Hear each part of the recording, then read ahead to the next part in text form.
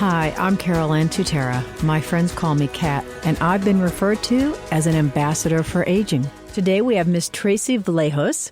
She has 23 years experience in sales and marketing. She's been part of an executive team that was able to take 2 companies to $1 billion. She ran 9 different global markets. She was also available in her years to go back to school as a holistic health practitioner.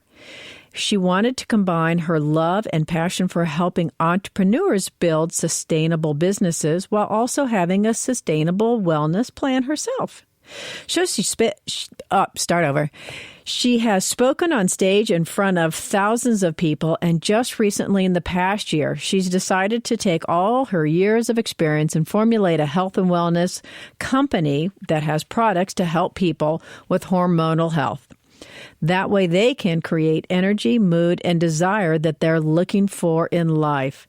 Miss Tracey, this is a mouthful to share. And you've had a very big life so far. I have. And Carol Ann, first of all, I just got to thank you for having me here. It is a privilege to be sitting in front of you here today as well. So thank you. You're welcome. Thank you. Yeah. So I know about you, and you have a big lesson you like to tell everybody, and it's about don't give up. Yeah. So what does that mean to you? Oh, my goodness. I have to start by saying, 23 years ago, when I started my career, it really found me, to be perfectly honest with you. When you're growing up and your teachers ask you all the time, so what are you going to be when you grow up? And all I kept ever saying is, I am going to be able to motivate, inspire women. And I didn't know exactly what that looked like. Would I be a coach? Would I be a psychiatrist? What was that going to look like? But I can remember at 16 writing my mission statement. Now, I didn't call it a mission statement then, but it became my life statement. And I said I wanted to empower women. Matter of fact, my father found it when I was 35 years old and put it in my birthday card. Oh, my God. I was lucky to know what I was having for dinner that night. I don't know how you got so far ahead. But believe me, I really didn't know what that was going to look like. But I was really blessed at the time. My husband at the time had gone to work for this company, and he invited me to this big sales convention. And you know how it is very rah-rah, right? And I got to hear the founder that day speak on stage. And I could see that this sales force and this company had built was mostly women. And they're walking across stage, and there's like lights, and there's flowers, and there's confetti, and these women are sharing their story, how their life had changed. So I looked up to my husband, who was standing on my right hand side, and I said, listen, I'm going to resign from my career, and I'm going to go to work for this man. I'm going to help him build this $1 billion company. And as you can imagine, he said, sweetheart, you're drinking the Kool-Aid. Oh, yeah. Pats me right on the head, as you can imagine. And I thought, what? Oh, no. We're going to figure this out. No, you never drink anybody's Kool-Aid but your own. That's right. I know you well enough. But I just knew it was supposed to be my path. And so I can remember, looking to see what job opportunities were there. How was I going to fit into this company? How was I going to help other women entrepreneurs and help this man build this company that was going to affect many people's lives? Well, Carol Ann, what people don't really know, because they see who I am today, is that when I took that first position in that company, right, that's the company I built to $1 billion, is that I started in as a tour guide. That is all they had open. Is on a weekend, Thursday, Friday, Saturday, Sunday, I'm giving up my career to go in as this tour guide. And now I wanted to tell you, my husband wanted to kill me at the time, as you can imagine. But what I really encourage people at this point, and I look back on my life and I didn't realize, was it was about curiosity. Because I kept thinking to myself, okay, how do all these different business areas work together? How do we motivate a sales field? How do we keep growing? And how are we going to build to $1 billion? And what is that going to look like? How are we going to scale? I was crazy enough at 24 years old to just constantly be strategizing, thinking. So I decided I would get the Rolodex that was paper then. We didn't have cell phones back then. Carol Ann. Right. With tablets. Yes, correct. And I can remember then reaching out to every vice president of all the different business areas to set up meetings with them. Well, Carol Ann, not one vice president had time for the tour guide. Okay, I don't know why not. Why not? Right? Being an executive vice president, many times myself, I now look back and I laugh. I go, I can't even imagine what they thought when they received the email that the tour guide wanted a meeting with them. Well, that didn't stop me. I thought, okay, no big deal. That's just a little pothole in the road. We're going to go around that pothole. We're going to figure it out. So then I was like, the executive assistants I bet they're going to have time for me, and they're going to know just as much as they do or more. And I can remember sitting with each and every single one of them. And that really started that process. And I can remember the founder looking at me and he said, what is it that you really want to do? And I said, well, I want to help you build this billion-dollar company. He's like, how do you think you're going to do that? Wow. I mean, he looked straight at me like, oh my gosh, girl. Oh, isn't being young wonderful? Yes, right? And I just think about, you know, even today, how we have to still have that attitude, right? Keep asking, be curious, never give up, right? Surround yourself with right people. That's right. Right. Surround yourself with good people. Get that support system going. Absolutely. That really was it, to be honest with you. And it's an amazing story. And I really took on many different positions in the company and learned a lot. And proud to say that finally we did take it to $1 billion. Here domestically, it was incredible. But if you don't mind, I'd love to transition because that's how I ended up really getting into health and wellness.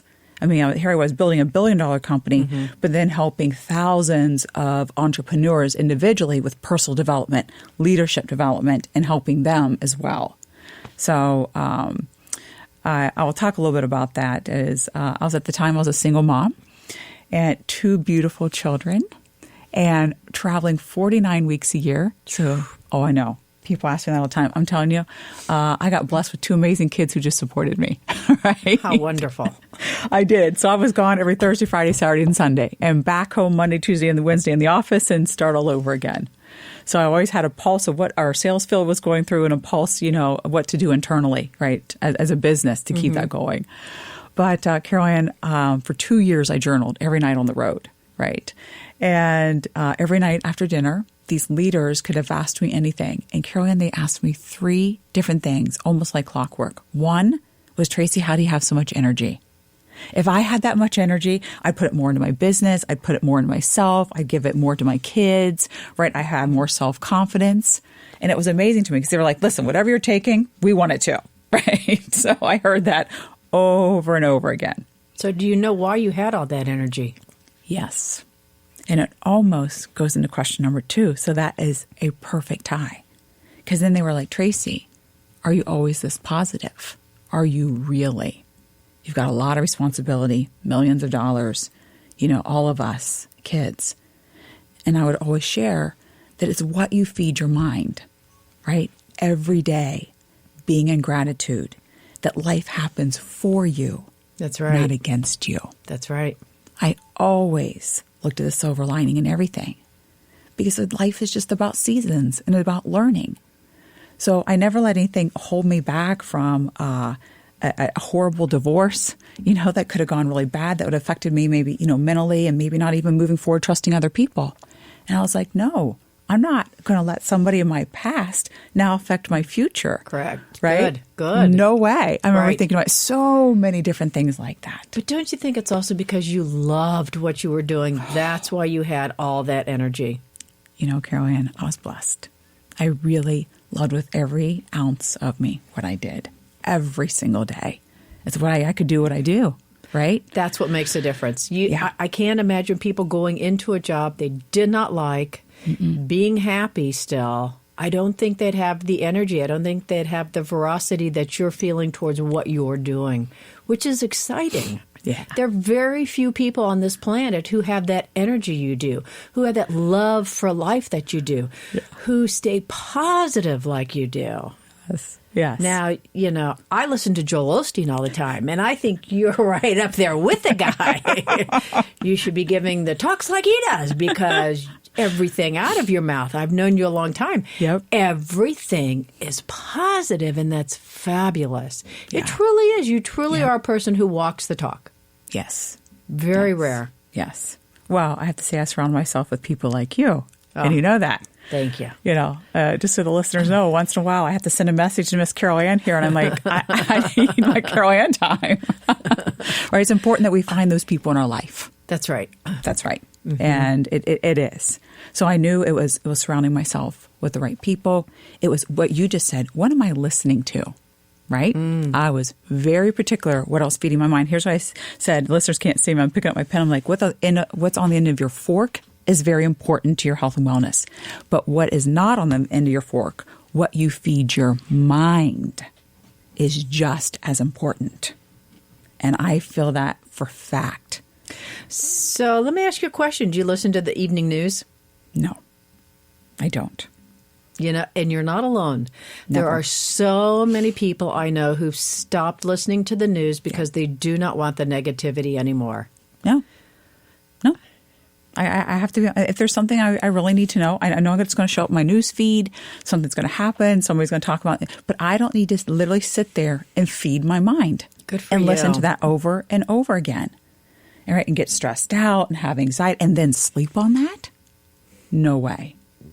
I have this little red stone that sits beside my bed, and I pick it up every night. It's really smooth, and I always say 3 things I'm in gratitude for because that's what I want to feed my spirit when I go to bed at night. Good for you. Mm-hmm. I do. I could even share this as, I'm a big on vision boards and, putting my vision out there. But somebody taught me, they said, Tracey, I want you to do basically almost a story, this recording of your vision board as if it's reality. And I want you to listen to it at night in your ear pods. Right? Mm-hmm. So that because there are times it's 9 minutes long, Carol Ann. It's a long, my goodness. That's one big board, honey. That's an entire 2 walls in a house. Could be 3, maybe an entire room. It's really ridiculous. So, everybody listening, I'm not saying yours has to be 9 minutes. It could be 2 minutes, okay? And there's nights I can't even listen to the whole thing and I'm already falling asleep. But here's what I know. Subliminally, when I'm listening to it, I know that is exactly what I've put into my spirit, my mind, and that is what I wake up with. And I know it's made the biggest difference in my life because I can read that story, I can look at my vision board, and it is incredible. Nothing pure but a miracle how things have happened and changed my life. So what I hear you saying then is that everything you've spoken about, spoken to, everything you've written, everything you've visualized is now coming to fruition as you put it. Yes. And that's exciting because sometimes we do that and it's not what is meant to be for us either. So there's that dichotomy going on of, I really wanted this, I put it out there for this, but wait a minute, this didn't come in. Yeah. So where did I go wrong? And then we beat ourselves up over that, which we can't do. No. So which is your story track? Yeah. So it's so true, right? I remember thinking so many times, okay, this is what I want. But I never focus on it so much because here's what I say. I'm going to put the right energy towards it. I'm going to go, but sometimes it takes a whole different path. And what I know is, to me, I was supposed to have that picture of X. I was supposed to do these things. But guess what? The universe decided, no, I needed you to get towards that, but I'm going to take you over here. Right. So I didn't fail at whatever that was. So I never let that get me down. Good. Because I always know that was just a season. I definitely learned things. I met people, whatever that was. And then I let it flow to something else. And I don't let it stifle me. But I just let it go. I don't even think anything about it. Excellent. I'm like, okay. And a lot of people get hung up on the fact that I worked so hard for this. And I did all my positive affirmations. And I did my visualizations. And why didn't I get this? No. Be happy in the moment. Right. Be happy with what you have. Because it really, to your point, there are things still on my vision board. I started it, it's going to be September, I believe, 8 years. I'm positive it's 8 or 9 years. Anyway, and I just know I did it in September is when I can remember. Wait, you did your storyboard 8 years ago? Uh-huh. Yeah. And you have a 9-minute presentation to go with it. Yes. Oh, yeah. Oh, it's something, let me tell you. That's some storyboard. It is. It really is. And I will tell you, just for an example, I was living in rural Ohio, and just really, my kids were just graduating. And I remember and on the top left-hand corner, I put, to see the world in global good health, to be honest with you. And I had no clue how in the world this young girl from, rural Ohio was ever going to, see the world and travel the world and do all these things. But I just knew in my heart that I wanted to. And whether that came to fruition or not, I still put that out in the universe in global good health. Well, wouldn't you know it, about 6 years after that, with many different things, a company that I went to work for was opening global markets. And there I was, traveling the world, running 9 global markets. Wow. So it came up in a different direction than you thought. Absolutely. Words were there, but not how you visioned it. Exactly. So this gets me thinking, when people do vision boards and they write out their stories, do you feel that that's spirit working through you, or are people just kind of guessing at it? And I'm sure your story, I know your story is going to be different than somebody else's answer. Yeah. I think I know your answer. Yeah. But let's hear it.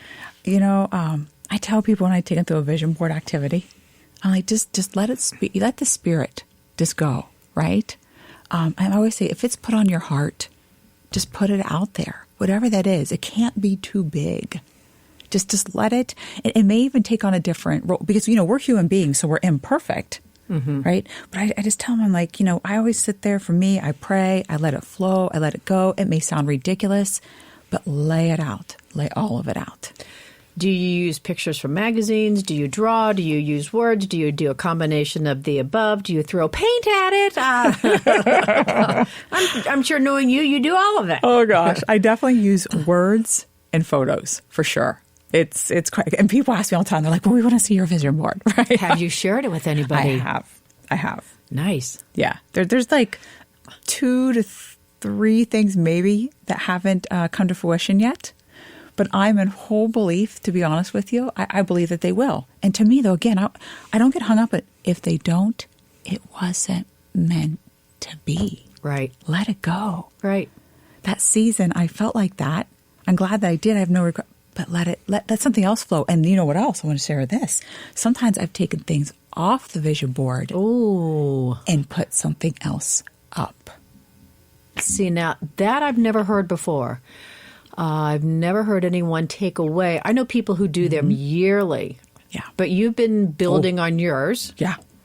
You take things off. Now, that's clever. I like that. So I'm seeing little sticky felt pieces going up and coming down. Yeah. I like that. Yeah. Yeah. I use tape on the back of, just like you said, pictures from magazine words. Because, right, your life and seasons change. And I'm like, something else has really been put on my heart. So I want to look at that every day. So has your vision, how old were you, do you mind asking? Or just give me a range, in your 30s, your 20s? Yeah, I was in my later 30s. Okay, when you started this? Yes. Excellent, excellent. So you find life has changed quite a lot as you've been going through the years, hence the vision board has been changing. Yes. Which is something we all need to hear because we all think that it's not okay as we age or give ourselves permission to change. We know we've changed. We don't know how. We don't know why. I think one day we wake up and go, what just happened to me? Who am I? Why am I my mother, who I said I would never be my mother? And I don't think you get there consciously. Subconsciously, you got yourself there. But you, my friend, are getting yourself places consciously. It is consciously. And do you find it work?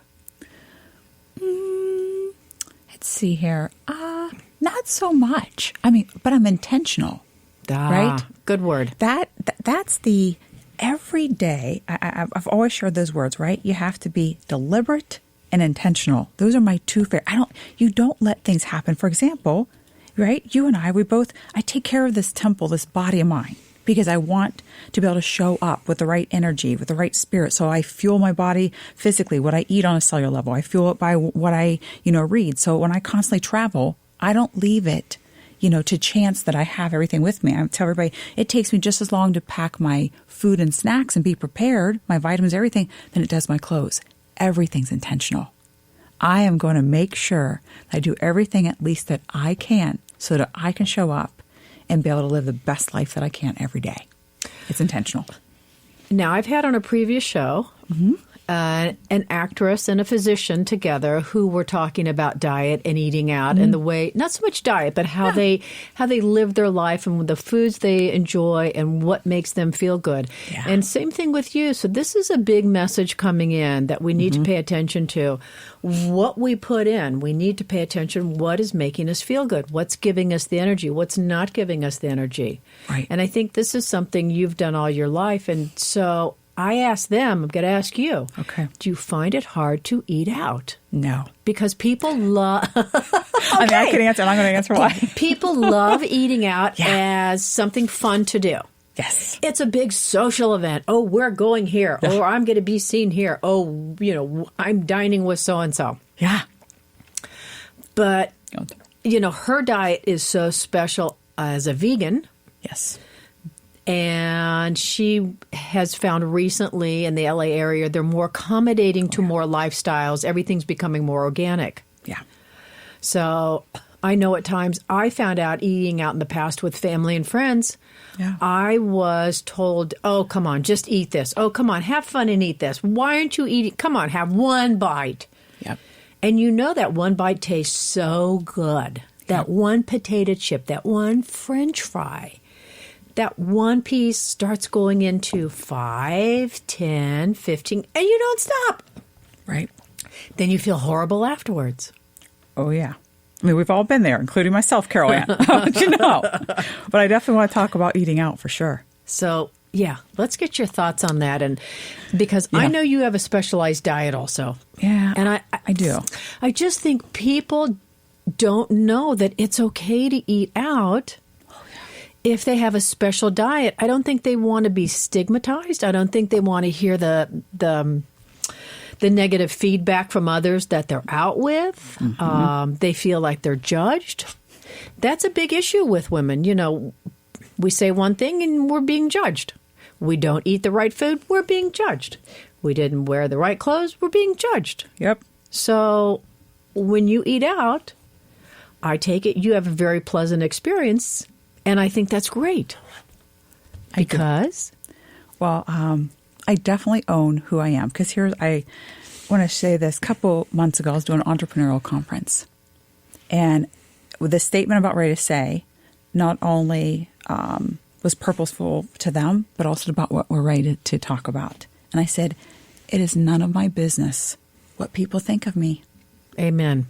Literally, I had to get that. I literally looked at them and I said, as a matter of fact, when I walked on the stage, I said, hundreds of you judged me. You looked up and down. You want to know if my hair's natural curly. Oh, isn't that the truth? And they were all cracking up. I said, I know it. I'm judged every day. But guess what? It is none of my business what you think. Every day, it is me who has to put my head down on the pillow. Every day, I'm the one that has to get up and have the energy to be able to do it, to have the mental capability. So what I finally said was, even when people, because when I was even younger, I can remember going to family cookouts, right? And I would bring my own veggie burgers with me. And, and back then it was low fat. Now I don't do that now. But when they had low fat snack well cookies and stuff, my God, they were the best. Oh, they were supposed to be good. So I'd pack in my little snack bag and everybody, of course, they did. They made fun of me and they would say things to me. And I remember literally I would just smile because I thought here's what I would think to myself. Tomorrow morning, I'm waking up with no regrets. I don't care. I would smile and go, I know literally as I'm eating this cookie, whatever, that I am fueling my body well. And I got that point because it's a lot of pressure. And I always just say, no, thank you. And I smile and I own me. This is it. There's a lot of things I can't control in my life. But guess what? I can control me. And it's really none of my business. Right? And I don't care. So right. I had to get to that point. And talk about eating out. You can fathom. For 15 years, I traveled weekly. I had at least 4 to 5 dinners out night a week. And so I would just share with everybody listening. You heard me say I'm intentional. I knew, for me, I'm a shake girl. I packed my shakes. I wanted to fuel my body properly in the morning. I never left it to chance on snacks. I always had all these little snack bags with either nuts or pumpkin seeds, whatever it was. I packed my bars. So if I was running through an airport, if I was in a meeting, I could still fuel my body because I didn't want to go into starvation mode, right? I was always, what did I say, intentional prepared. Right. Every second I was. I had everything with me. When it came to dinner, for me, the hardest part when I transitioned this, and I can't remember what year it was, probably 10 years ago, right? It was saying no to the bread basket, right? You put a chocolate brownie in front of me or the bread, I got to be honest with you, I'm going to eat that bread. But I finally learned how not to even let them set it down, saying no to the bread, right? And looking at that food as joy and health and wellness, because I look at food as 3 things. When I look at my fork and I look at my food, I know it's either going to create energy or it's going to zap energy. I'm either going to, I imagine this light switch inside. We all can imagine a light switch, right? You flip it off and on. It's either going to turn on my metabolism or turn it off. It's either going to create disease and inflammation or it's going to make me strong and well. So when I'm eating, I always just look at my fork and I know what I'm doing to my body and I make those choices. And so once in a while I make other choices. But most of the time when I go out, I'm looking for, right, that salmon, that beautiful pure protein. I'm never afraid. Listen, to the viewers, and I know you know this, today I never allow a glaze. You'll see a salmon with a glaze. And I say, no, I don't want the glaze. That's sugar. I said, please bring me a beautiful, and I always say that too, a beautiful salmon grilled, medium, please. May I have, instead of those mashed potatoes, what vegetable do you have? And I get excited. I'm going to have a beautiful salmon. I'm going to have some sort of vegetable or broccoli, asparagus, whatever. I get super excited about my food. When they set it in front of me, I know I'm fueling my body well. I know I'm going to wake up tomorrow morning with so much energy, and I love it. And I've never had a problem with eating out. And then when it came to dessert, though, so here's where people, especially, so I had never had any problem finally with the bread. I'd have a salad up front or a shrimp cocktail or something, and then I'd go into my meal. And again, I'm very particular about things. And I just get proud and happy. Like I get happy for really wholesome food. But what I love to do, and I've shared with many people before, is I'll look at the dessert menu, and maybe there's a cheesecake with strawberries on it. So I'll say, may I have like a little martini glass? Could you put some pretty strawberries in it? Yeah. Do you have blueberries? Do you have raspberries? Maybe just a dollop of some sort of cream. Mm-hmm. It comes out. It's beautiful as everybody's eating their chocolate cake. And listen, if anybody's eating their chocolate cake, I'm not saying anything. But I just know that I'm giving my body antioxidants. And I get excited. And it's gorgeous. You know what's funny, Caroline? Is a lot of people are like, oh, I wish I would have ordered that. Right. That looks beautiful. So again, I just don't have problems. I just look at it differently. I look at it as a beautiful, fun experience. And what can I create? What plate can I create? So, I'm sitting here wondering. I'm thinking everybody else is wondering. Have you always been like this since you were a child? Or did you slowly morph into this being of happiness and joy and excitement and gratitude? Because I'd love to hear that. Love to hear how you developed this. I will say, I can't remember a time that I wasn't happy. I'm not sure how I learned it. I know it was intentional. I can still see myself. I'm sorry. I'm just thinking back of being like, Take your time. In elementary school. And, I didn't come from a family with a lot of money. It was nothing like that. So it wasn't like I was wearing fancy clothes or nothing. I didn't have new stuff. And, we didn't have, believe me. So but I wasn't. You had love. But I did.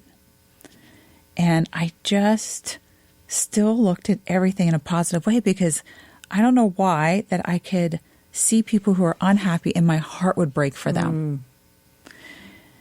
And so as a young girl, I just knew it was about choice even then.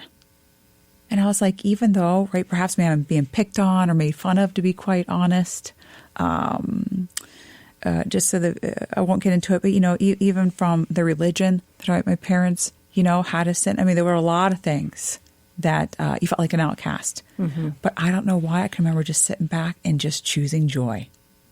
I don't know. So you came in wired up a happy person. I did. A joyful person. I did. You didn't allow anyone to squash that. No. Because we all come in happy, loved, and joyful. Yeah. Yeah. It's our path along the journey where we are detoured and we learn something else. Now, can we keep ourselves and put ourselves back on that path of joy? Yes. I say that with conviction. Yeah, that's a choice. It is Absolutely. a choice. And let me ask you, do you get, for lack of a better word, razz? Do people give you a hard time for being so happy? Yeah. I bet you do. Yeah, especially, let's see, when I was younger, they said I talked a lot. And that was just joy. I wanted people to be joyful. You just wanted everyone to hear you because you were a happy girl. Yes. And then, in my younger years in corporate, right, I was for a while, I was the only woman and the youngest corporate executive. Wow. So people would kind of look at me. I'll admit, is she really smart? Is she really, all these things. Right. And then, are you really always that happy, Tracey? I kind of said that earlier. Are you really? I'm like, yes. Yes, I am. I mean, I can remember going through a horrific divorce, and many people at the end said, we had no idea that you were even going through that. And again, I'm not saying, I want everybody to understand, not that I don't have bad days, but what I know then is, what am I going to put in my headphones? What am I going to listen to? What am I going to read? And how I know I have control of that. I really do. So when you have a bad moment, because I don't think you have a full bad day. No, you're right. I think when you have a bad moment, you immediately flip on something positive to switch your energy. Oh, I do. And please, I want everybody to hear not only what I read, not only what I'm listening to, the people in my life, but please hear me, that food-mood connection. There are times I could go for that chocolate cake, because I've done that. I mean, we probably don't have time today, but there was a moment in my life, I will tell you, I was a little bit of a binge eater, and it was really an emotional eater. Right. Yeah. And how I had to really come out of that and replace that. Because we do have to have something. We're human beings, right? We're imperfect. Life happens, right? Right. But I always knew that life happened for me. But still, we're just this natural thing that we're going to do something. But that food-mood connection, when I did eat the ice cream, and that next morning, I used to tell people I started 52 diets a year. Every Monday was a new diet. Every single Monday, right? Every Tuesday. Right. Monday didn't work. Tuesday looked great. Right. And then we moved to Wednesday. Hey, Friday's looking wonderful. And now I don't, right? And when I have something to eat, I just have a treat. I mean, who cares? Right. I just move on to the next thing. It's perfect. Don't beat yourself up even though you have a bite here and there. No. Right. And that's what, right? So there was a season in my life. Now, I was always joyful and happy, but there was a season. I know I went to the season so I could articulate and help others go through the same season. See, is that, that emotional eating and how to get through that. Before, I eat one cookie and beat myself up and say, oh my gosh, this is horrible. I might as well eat the second cookie and the third cookie. As a matter of fact, I might as well just eat the bag of cookies and go home and have pizza tonight and pasta and everything. And now I've learned that when I have that cookie, instead of scarfing it down, beating myself up, telling myself that story, I slowly chew it. I taste it. It's satisfying. And I normally don't go for the second cookie and I walk away. And I'm like, I say to myself, that was delicious. Bravo. And I just go home and whatever I'd planned for that meal that night, instead of going, I might as well just eat the pizza tonight. Or, nope, I just get right back on track. Right? Bravo. Yeah. So recently, let's let's circle back real quickly because I think we're coming up in time. Okay. Let's share real quickly what you're doing now with health and hormones and helping women. Because I think that's extremely important. Yes. As you know, that's my background and legacy. Yes. And I think what you're doing is fantabulous. Thank you. Yeah. It's funny that it wasn't quite on my vision board, Carol Ann, just so you know. And, but, people would always ask me, why don't you start your own business, Tracey? Why don't you? And I loved, supporting entrepreneurs and doing things. And so when I really thought about it, I thought to myself, well, I want to definitely, combine my passion of helping people, giving them self-confidence, personal development, leadership development, business skills, and also that well-being. And, I went back to school, you heard me say, as a holistic health practitioner, because I saw so many of us falling apart, so many, quote unquote, getting title and money, and they were just miserable, begging me for how did I get joy and how did I feel like this? And so I knew that was priceless. So I thought, okay, what can I do to help in this, right? And when I looked at that space, because Carol Ann, it's you that I look up to and you know this, so the listeners just really know, is I said, it is really hormones, right? People's hormones are off. It's what's causing, brain fog and fatigue and our aging hormone, huge, and weight and all these things, but it's confusing. So, what are all those sex hormones, estrogen, progesterone, libido, testosterone, because we have all of them, right? And I just knew that people needed to be educated more. They needed help in this space. And so when I really took a look at it, I like to share this story quickly, is one of the first things that I wanted to be able to create was a PMS formula. Because I said, us women, listen, from the time we're like 14 on, every 3 weeks, We are scarfing down our kitchen, right? I'm like, I've circled it 3 and 5 times before, as if something magically was going to appear in that cupboard that wasn't there the second time ago, right? Yeah. I like opening a refrigerator and standing there and you know it's in there. Oh, yeah. I'm like, this is crazy. To then feeling bloated, to wearing my 4 fat black dresses. So I said, if everybody would really know what they were, right? Because now I'm feeling bloated. To many women saying to me, I had mood swings like crazy. And I'm like, you don't have to. PMS is a symptom of something off. You may not be completely able to take it away, but you can minimize things, right? And I wanted to help and educate people that you can minimize all these things. So, creating these supplements and these formulas was just really out of a passion of mine that I wanted people to have that mood, energy, and desire in their life. Excellent. Why not have sexuality? Why not feel good and wake up? So there you go. Excellent. Excellent. Thank you. I ask a question to everyone when we close. All right. Uh-oh. This is going to be easy for you because I think everyone's going to be able to answer it for you. You've just shared so beautifully about yourself. Where do you find joy and excitement? It's with people. That is where that really is. Surrounding myself with people. I feed off of people. I've been blessed. It really is. It's what I read, but joy and excitement from just being surrounded people and most importantly, giving back to people. I think that's it. If I had to really say, I just want to make an impact every day. So whether it's the post on social media to something I spoke about being here today, that's it. It's, just give back. Beautiful. Whether you know it or not. Beautiful. Thank you so much for being with us. And I welcome you back and look forward to more conversations with Miss Tracey. Thank you, Carol Ann. Thank you. And thank you for the audience. Until we meet again, be happy, be safe, and be groovy.